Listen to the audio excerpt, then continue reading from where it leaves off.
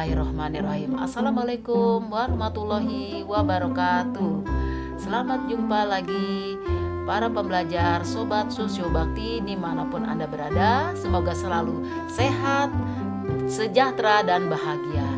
Jumpa lagi kita pada materi tentang konflik, kekerasan, dan perdamaian pada pertemuan yang ketiga, yaitu tentang pemetaan konflik. Iya, masih ingat ya tentang pemetaan konflik, pernah buat tentunya kalian di berbagai pelajaran. Seringkali kalian diminta untuk membuat peta konsep.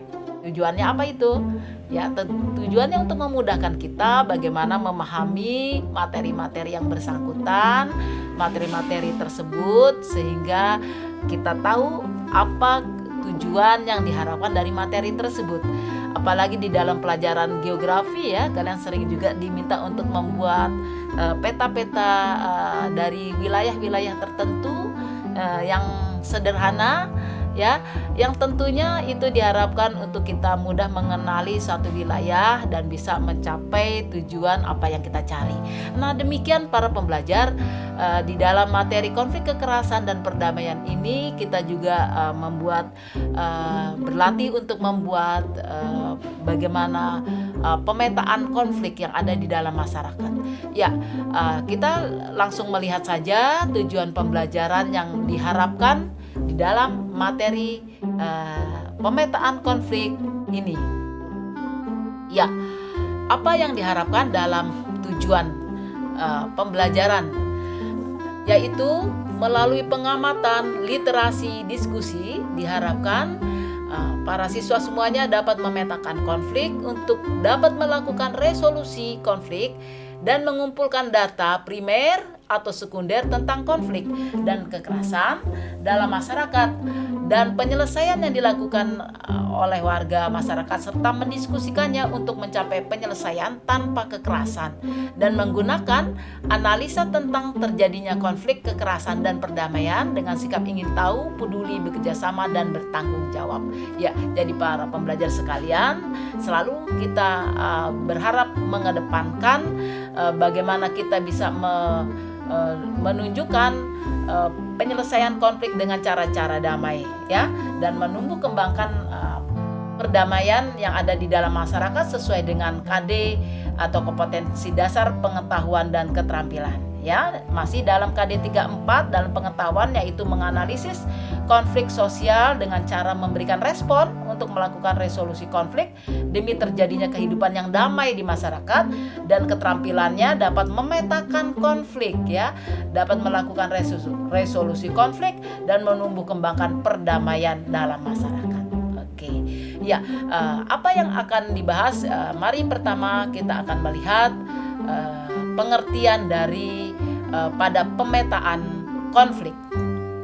Ya, pemetaan konflik secara umum itu adalah teknik yang dipakai untuk mempresentasikan konflik dalam bentuk grafis ya, atau dalam bentuk gambar, dengan menempatkan para pihak yang terlibat dalam konflik, baik dalam hubungannya dengan masalah maupun antar para pihak sendiri ya. Kemudian dengan pemetaan konflik dapat diketahui dengan mudah identitas dan pihak-pihak yang terlibat konflik.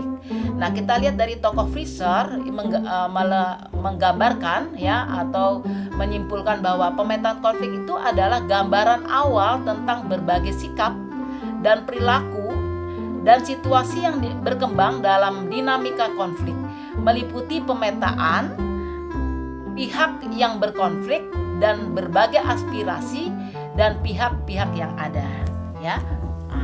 Kemudian kita lihat kembali dari konsepnya A.R. Abdallah. Apa yang dimaksudkan dalam pemetaan konflik ini? Beliau mengembangkan teori yaitu dalam model Sipabio ya, dalam model Sipabio. Apa itu model Sipabio? Kita mulai dari yang pertama adalah source, yaitu sumber konflik. Nah, sumber konflik ini selalu berbeda-beda ya, yang ada di dalam masyarakat, yang akhirnya melahirkan tipe-tipe konflik yang berbeda ya. Bisa berkaitan dengan sumber konflik itu, bisa berkaitan dengan nilai-nilai yang ada di dalam masyarakat, identitas, misalnya berkaitan dengan agama, berkaitan dengan dominasi struktural ya, berkaitan dengan pekerjaan-pekerjaan secara struktural dan lain-lain. Ini yang berkaitan dengan sumber konflik itu sendiri ya, apa yang menjadi sumber-sumber dari konflik. Kemudian isu dan permasalahan itu. Jadi isu dan permasalahan ini adalah keterkaitan antara tujuan yang tidak sejalan ya. Jadi merupakan keterkaitan dari tujuan yang tidak sejalan di antara pihak-pihak yang bertikai. Atau dalam konsep yang lain, isu atau permasalahan ini adalah pokok permasalahan ya, yang menjadi sumber konflik. Apa misalnya sumber konflik itu? Misalnya apakah misalnya bisa aja pembagian warisan, sengketa tanah ya, atau permasalahan politik yang ada di dalam masyarakat. Ini menjadi isu atau permasalahan. Kemudian partis.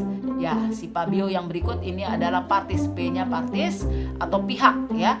Ini adalah pihak-pihak yang terlibat atau yang berpartisipasi dalam konflik, baik secara langsung atau tidak langsung. Bisa juga ada pihak tersier yang ketiga ya. Pihak ketiga ini yang diharapkan bersifat netral yang akan mendukung penyelesaian konflik dengan cara damai ya. Kemudian pengembangan peta konsep yang berikut dalam teorinya R. Abdallah adalah attitudes atau sikap yang mempengaruhi perilaku konflik ya. Ini adalah persepsi yang mempengaruhi pola-pola perilaku dalam berkonflik. Nah, sikap-sikap yang muncul atau attitude dari konflik atau pihak yang berkonflik ini bisa bersikap positif, juga bisa bersikap negatif. Yang positif adalah mereka-mereka dari pihak yang berkonflik ini yang memiliki sikap kooperatif, yaitu yang berdampak positif untuk bisa bagaimana menyelesaikan konflik dengan cara-cara yang damai ya. Yang negatif tentunya adalah kebalikannya ya. Seperti itu. Kemudian yang kelima adalah behavior atau perilaku dan tindakan yang ada di dalam konflik itu, baik bersifat coercive action atau non coercive action. Jadi bisa perilaku kekerasan atau tidak berkaitan dengan tidak kekerasan ya.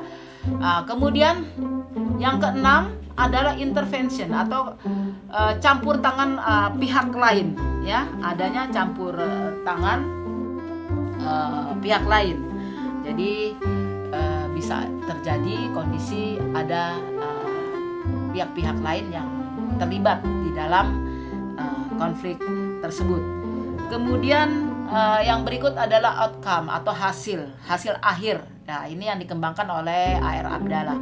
Hasil akhir ini adalah dampak dari berbagai tindakan dari pihak-pihak yang berkonflik ya, dalam berbagai bentuk dan situasi setelah terjadinya konflik tersebut. Nah, ini adalah pemetaan konflik dari berbagai konsep yang bisa dijelaskan.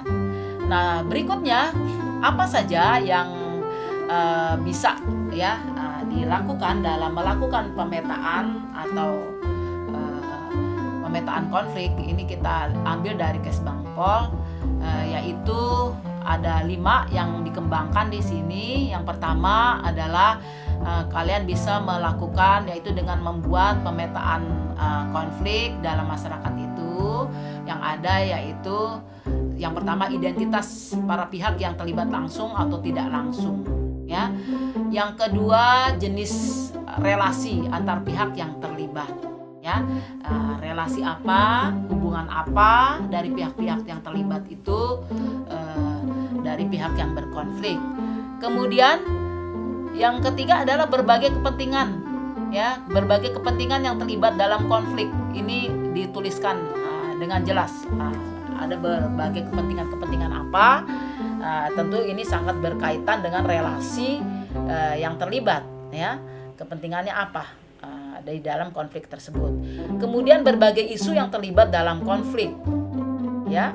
Sebagaimana tadi disebutkan oleh Abdallah, isu itu pokok dari sumber masalah konflik itu sendiri. Apakah memperlukan hal-hal yang berkaitan dengan kepentingan-kepentingan ekonomi, politik dan sebagainya. Kemudian pihak yang dapat didorong dalam melakukan resolusi konflik. Nah, kalau di dalam konsepnya Air Abdallah tadi ada pihak yang harus netral lah ya, bisa pihak ketiga yang didorong untuk bisa netral di dalam melakukan hal-hal yang untuk mengedepankan resolusi konflik mengarah kepada perdamaian ya.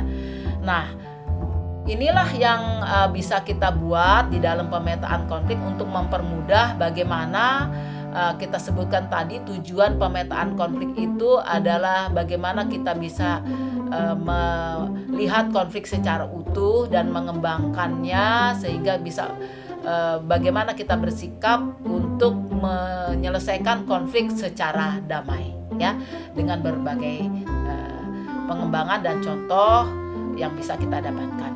Nah, kemudian berikutnya, apa gunanya pemetaan konflik atau mind map itu ya?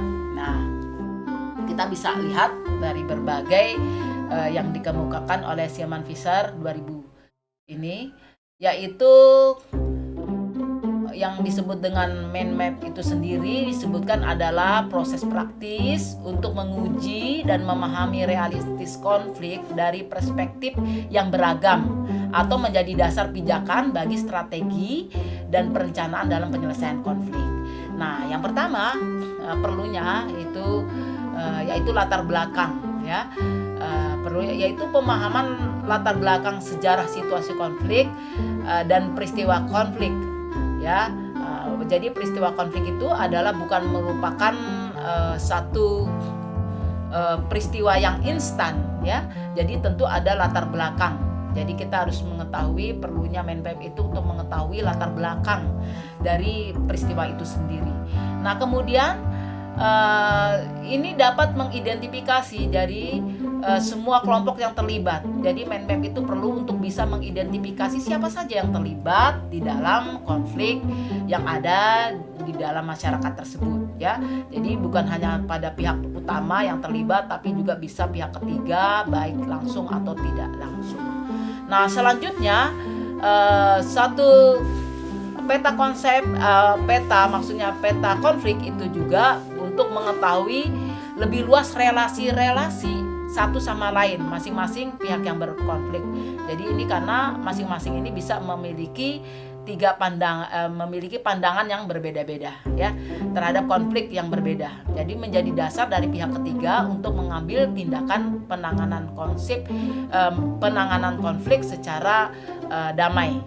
Nah, selanjutnya apa gunanya? Yaitu bisa mengidentifikasi faktor yang menopang konflik ya, konflik dari multi ya, maksudnya multi layer ini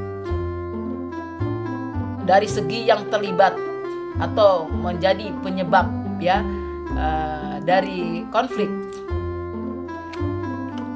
Nah, dari segi yang terlibat dari penyebab dan faktor relasinya atau apa saja yang menjadi trigger atau pemicu dari sumber konflik atau isu-isunya ya.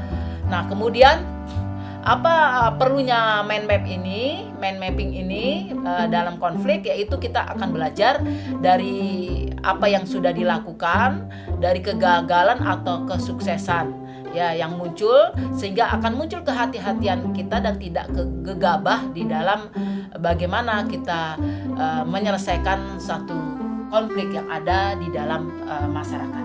Nah, inilah para pembelajar bagaimana pentingnya kita melakukan pemetaan konflik di dalam masalah-masalah konflik dan kekerasan yang ada di dalam masyarakat, sehingga kita bisa bersikap hati-hati dan menumbuh kembangkan selalu perdamaian yang ada. Nah, bagaimana kita berlatih atau belajar membuat peta konsep? Silahkan kalian bisa mengembangkan dengan cara kalian masing-masing dengan konsep-konsep yang ada tadi ya. Misalnya kita mengambil contoh kasus sebagai ilustrasi perebutan harta warisan ya, yang menjadi sumber konflik ya, perebutan harta warisan keluarga misalnya. Nah, Nah, kalian bisa membuatkan kronologisnya dari awal sampai akhir seperti apa ya. Jadi seperti tadi kita bisa membuat sumber konfliknya apa ya. Jadi kronologisnya itu mulai dari 2015 di sini si A membeli sebidang tanah yang dianggap dia sudah membeli sebidang tanah rumah yang sekarang ditempati bersama ibunya sebagai pemilik tempat dia membeli ya. Nah, sumber konfliknya apa? Seperti kita tahu tadi sumber konfliknya adalah pembelian sebidang tanah yang merupakan sebenarnya itu warisan keluarga ya, seperti itu. Nah, identitas dari pihak-pihak yang terlibat langsung atau tidak langsung ini bisa kalian tuliskan. Siapa? Misalnya si A sebagai anak kandung itu adalah memiliki struktur sebagai pengusaha ya di wilayahnya. Kemudian identitas dari ibu kandung ini adalah ibu rumah tangga ya, pekerjaannya sebagai ibu rumah tangga. Kemudian suami A ini juga adalah pengusaha. Jadi A ini adalah anak kandung dari ibu rumah tangga tersebut ya. Nah, 2016 dari kronologisnya ini si A mengambil surat sertifikat tanah dan rumah tersebut ya. Nah, kemudian kita ketahui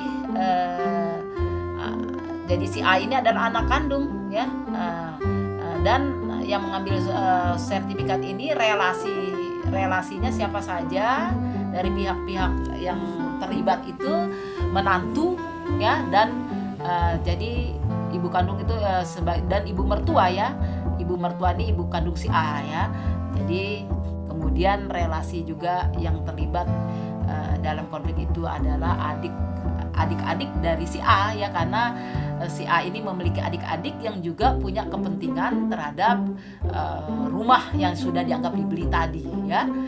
Berbagai pihak yang terlibat dalam konflik itu ya, berbagai kepentingan yang terlibat dalam konflik kita tuliskan.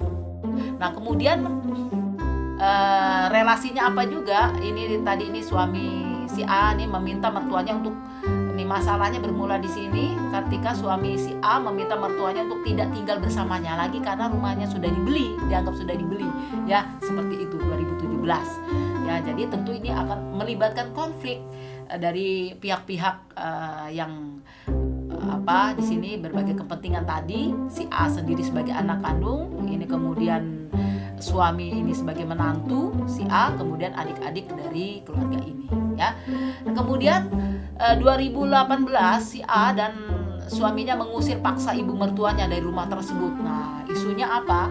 Isunya ini adalah si A merasa sudah banyak mengeluarkan dana ketika ibunya sakit.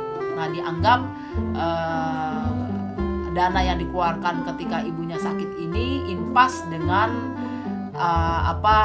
dia membayarkan sisanya sebagai membeli rumah tersebut.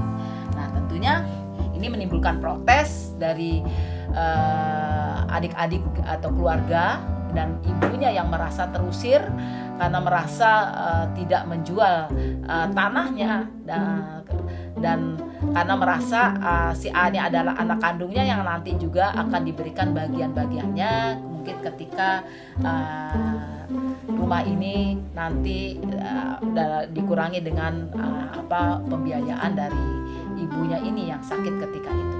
Nah kemudian kasus ini diselesaikan oleh adik-adik si A, keluarga si A, oleh pengadilan agama, tokoh warga setempat, dan pengadilan umum. Ini adalah pihak yang mendukung, dianggap bisa mendukung resolusi konflik ketika orang tua kandung atau sebagai juga ibu mertua dengan ini berkonflik tentang tanah yang dianggap dibeli oleh si A, tetapi si ibu dan ini merasa bahwa yang dibeli ini tidak sesuai dengan apa yang ada, tetapi si A merasa itu sudah impas dengan merasa sudah banyak mengeluarkan ketika ibunya sakit ya, pembiayaan ketika ibunya sakit. Nah, di sini kemudian kronologi selanjutnya 2020 dilakukan putusan pengadilan ya, dan pengadilan agama, kemudian dilanjut ke pengadilan umum di mana diputuskan bahwa ibu masih mendapatkan bagian dari rumah tersebut karena ternyata kwitansi kwitansi yang dikumpulkan dalam pembayarannya itu adalah tidak pas sesuai dengan harga pasaran rumah tersebut. Jadi si A ini masih belum lunas dan si ibu masih memiliki hak atas rumah tersebut dan tidak bisa diusir dari rumah tersebut, ya, karena itu masih ada bagian tentu dari rumah itu, bagian dari anak-anak yang lain, adik-adik si A. Nah, ini adalah bagaimana kita bisa melihat dengan pemetaan konflik ini, bagaimana sebuah konflik terjadi berkaitan dengan harta warisan. Nah, para pembelajar sekalian, kalian bisa tentunya berlatih untuk bagaimana melihat suatu konflik dan bagaimana penyelesaiannya dari pengembangan metode atau cara-cara pemetaan konflik. Paling tidak tadi sudah disebutkan dalam konsepnya Abdallah, A.R. Abdallah, dan kita bisa melihat apakah penyelesaiannya ini belajar itu sudah sesuai atau tidak, untuk belajar tidak melakukan kegagalan kedua kali kalau konflik ini sampai berlanjut kepada situasi yang tidak kita inginkan. Ya, itu silakan kalian untuk mengembangkan, belajar kembali, dan berikutnya bagaimana tentang dinamika dari penyelesaian konflik, ya. Jadi dinamika penyelesaian konflik itu sendiri adalah berbagai pertentangan, ya, dalam organisasi yang berkelanjutan, ya, berkelanjutan dari adanya komunikasi dan informasi yang tidak menemui sasarannya, sehingga kita akan bisa melihat dinamika penyelesaian konfliknya untuk menyelesaikan dengan hal-hal yang berjalan sesuai dengan yang diinginkan. Nah, kita bisa belajar mulai dari melihat prakonfliknya seperti apa, ada ketidaksesuaian antara kedua belah pihak atau lebih, ada konflik yang tersembunyi, ada ketegangan hubungan, dan keinginan-keinginan untuk menghindar, ya. Nah, kalau bisa sampai di sini kita bisa membaca dari dinamika yang biasanya terjadi dalam sebuah konflik, kita bisa bagaimana di posisi manakah kita sudah bisa harus melakukan tindakan sehingga konflik ini tidak berkelanjutan kepada kekerasan dan menimbulkan hal-hal yang merugikan bagi kedua belah pihak. Jadi di dalam prakonflik kita bisa melihat potensi-potensi yang tersembunyi ini yang harusnya bisa dihindari menuju kepada kelanjutan dari konflik itu sendiri, ya. Nah, ini biasanya di sini sudah ada ketegangan hubungan, ingin adanya juga pihak yang ingin menghindar. Ini yang positif nih, ingin menghindar untuk tidak terjadinya konflik secara berkelanjutan. Nah, kalau ini tidak terdeteksi, biasanya konflik itu akan berlanjut pada konfrontasi, ya, yaitu suatu tahap di mana konflik mulai terbuka, arena pertikaian tingkat rendah mulai terjadi di kedua belah pihak. Nah, ini bisa terjadi. Nah, kalau kita sudah bisa melihat di sini, seharusnya juga kita sudah bisa berbuat untuk tidak sampai konfrontasi ini berlanjut pada tingkat yang lebih tinggi lagi, ya. Ini karena ini sudah bisa terlihat nih. Jadi kita sudah harus bisa melihat kondisi-kondisi yang seperti ini. Nah, kemudian kalau ini sudah tidak terdeteksi, bisa yang berikut dinamika yang selanjutnya yang tidak teratasi bisa mencapai krisis atau puncak konflik. Jadi konflik ini mulai pecah di antara kedua belah pihak dan ini mulai terjadi aksi kekerasan secara intens di kedua belah pihak. Nah, ini bisa terjadi korban jiwa, ya, bisa sampai kepada tahap perang, ya, disintegrasi yang menyebabkan korban jiwa, ya. Nah, kita harapkan di dalam kehidupan bermasyarakat mencapai perdamaian ini tidak sampai terjadi, ya. Nah, kemudian akhirnya mencapai kepada pasca konflik, ya.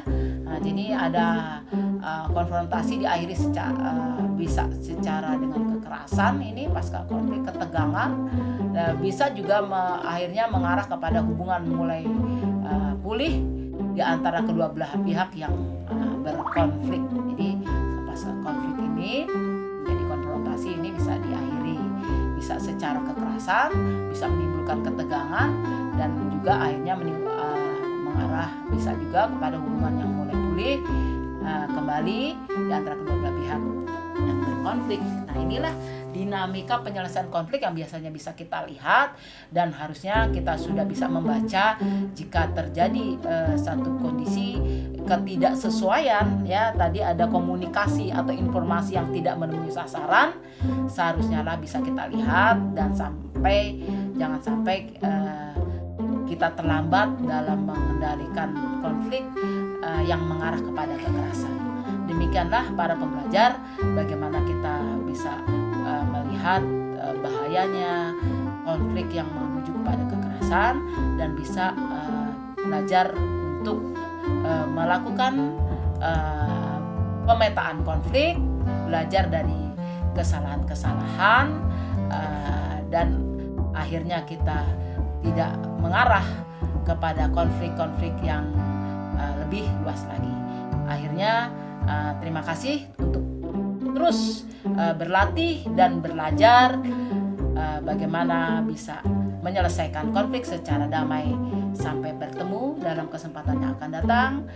Mohon maaf bila terjadi kesalahan. Wassalamualaikum warahmatullahi wabarakatuh.